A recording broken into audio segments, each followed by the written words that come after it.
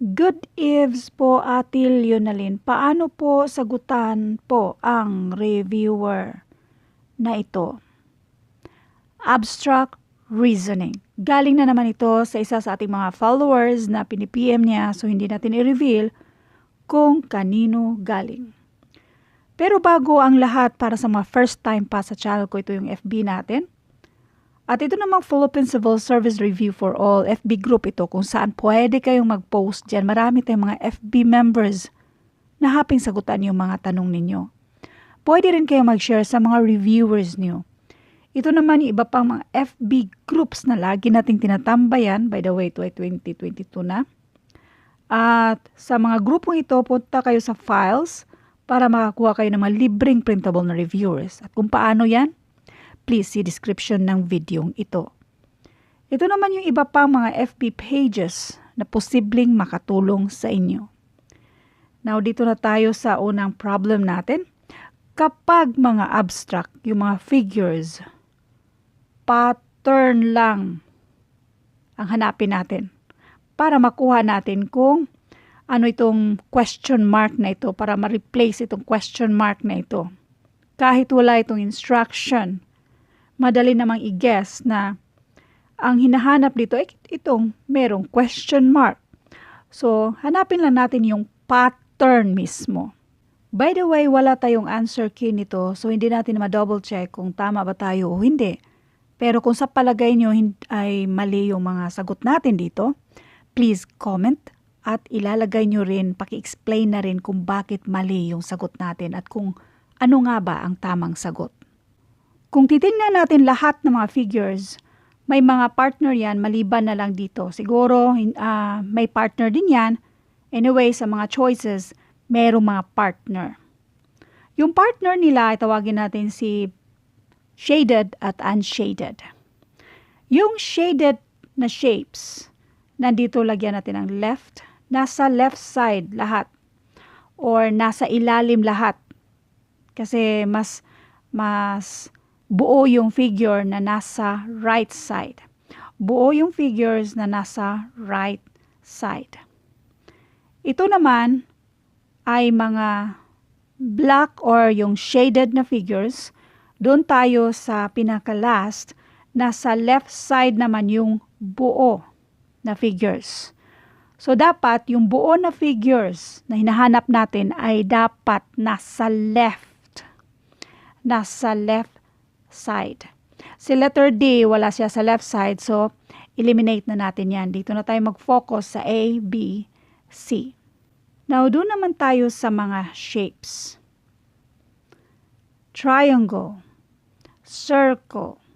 Ang buong triangle, or sabihin na natin yung nasa top, ngayon ay nasa ilalim na at yan ay shaded na si triangle.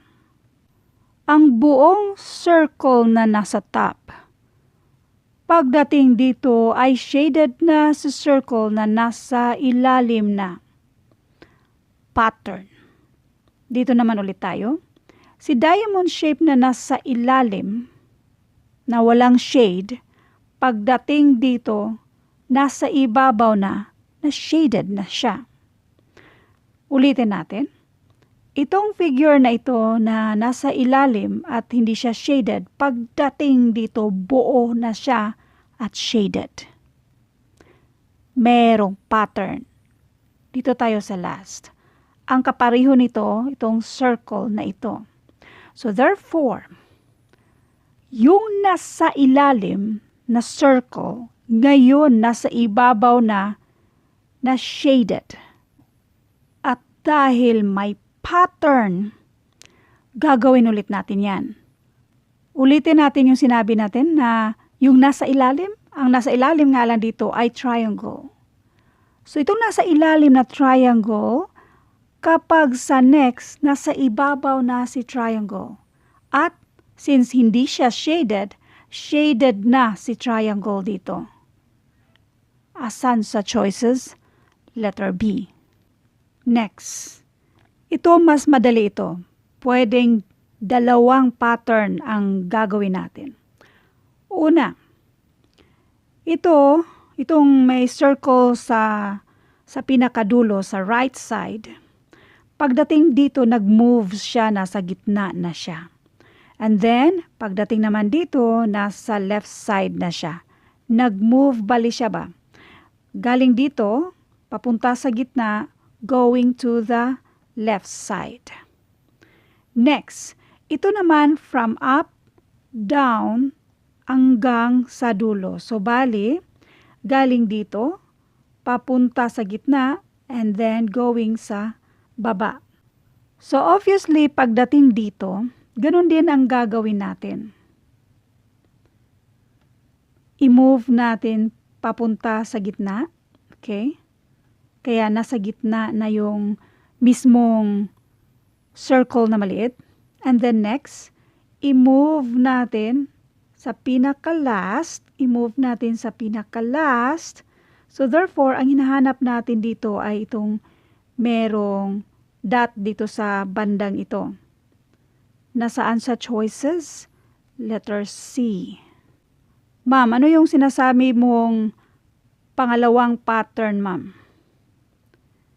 Ito, kinopya lang. So therefore, ito kukopyahin lang natin. Next. Ito naman ay opposite. So i-opposite din natin yan. At yan ay ganyan. So therefore, ang sagot ay letter C. Next. Tingnan ulit natin yung mismong mga figures na to as a whole. Pattern pa rin ang gagawin natin. Yung hanapin natin yung pattern mismo.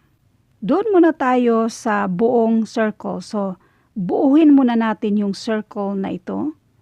At mag-circle din tayo dito. Yung shaded, pansinin nyo yung shaded ha. Counterclockwise. Counterclockwise. Yung shaded na yan ay counterclockwise. Pagdating sa pang-apat, obviously, nasa taas na yung shaded. Ang nawala dito ay yung unshaded. Next.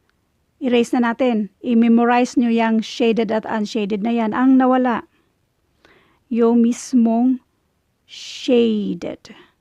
At ito ay nawala pa rin. So, bali, sa kada next, merong 1/4 na nawala. So, therefore, another 1/4. Nawala na yung half. So, another 1/4, may isa dito sa dalawa ang mawala. Okay, tingnan nyo ang pattern. Unshaded. Ang nawala naman dito ay shaded. So therefore, ang mawala dito sa last part ay unshaded. Kasi nga, may shaded na dito. So therefore, unshaded ang mawala dito na part. Bali, alternate. Ito ay unshaded. Dito naman yung shaded ang nawala. So, dito tayo sa unshaded. Itong part na ito, wala na yan siya. So, kung ating i-drawing ito, bali, i-twist lang natin yan siya. So, ang i-drawing natin ay yan lang mismo. Ang nasa taas ngayon ay yung shaded, ang nasa baba ay unshaded. Ang mawawala ay yung unshaded. So therefore, ang matitira na lang ay ito lang. Itong 1/4 na ito, ganyan ang itsura, at yan ay shaded. Nasaan sa choices ang pareho dito? Letter C. Kaya yan na yung sagot. So therefore, i-counterclockwise mo lang yung mismo mga shapes dito. Kina-counterclockwise lang yung mga shape na yan, tapos bawasan mo ng 1/4, pero alternate yung ibabawas mo. Una, unshaded, next shaded, then unshaded. Kaya ang natira ay ito na lang 1/4 na yan, kaya letter C ang sagot dito.